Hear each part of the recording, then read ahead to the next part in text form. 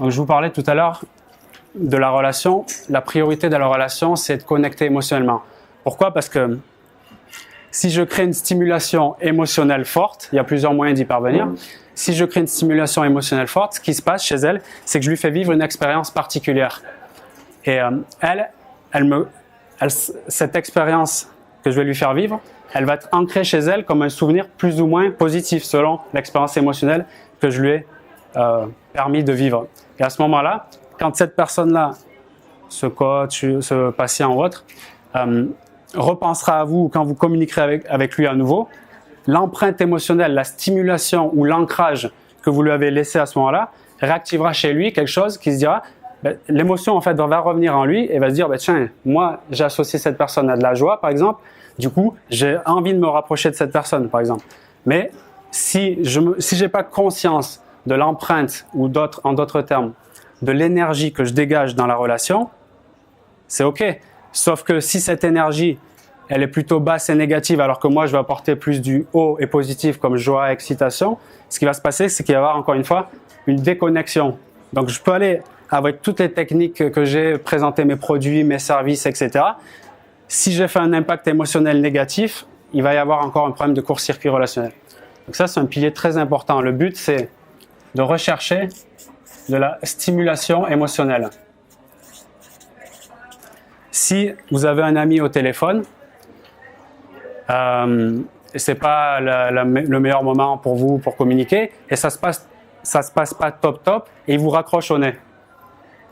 Sur la fin de l'échange, de l'interaction entre vous, vous allez rester avec cet événement. Pour vous, ça peut provoquer, c'est différent pour chacun, mais peut-être une émotion désagréable du type eh bien je suis en colère, ou bien je suis triste, ou des choses comme ça. Si je vous vois 2 jours après et qu'on parle de cette personne, rien que d'activer la pensée, bienvenue à toi, rien que de penser juste à la personne, ça va tout de suite vous remémorer le souvenir de tristesse, colère ou négatif quand vous avez eu cette histoire-là, d'accord? Eh bien, fort de ça, on peut inverser le truc et se dire, ok, pour moi la clé c'est de se dire, quand je vais vers cette relation-là, cette personne qui m'intéresse, qu'est-ce que je veux lui laisser comme émotion? Déjà, en faisant ça, je pars d'un questionnement. Une partie de mon cerveau, elle va aller chercher les réponses et elle va me donner les actions en place pour y arriver. Donc en gros, cette personne m'intéresse ou bien je sais pas, moi j'ai un partenaire potentiel que je vais rencontrer dans 1 heure.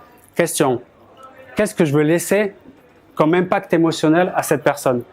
Si par exemple je dis je veux laisser une énergie de joie, d'enthousiasme, je ne vais pas du tout avoir le même comportement que ce soit physique, verbal, gestuel, que si je dis non, moi je veux plutôt une ambiance zen et apaisée. Vous êtes d'accord là, au niveau de...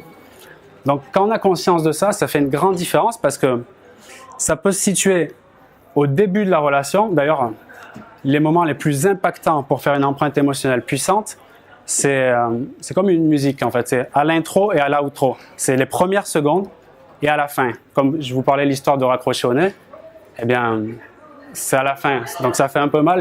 Alors que si c'est au milieu, on peut rattraper entre-temps, discuter, échanger.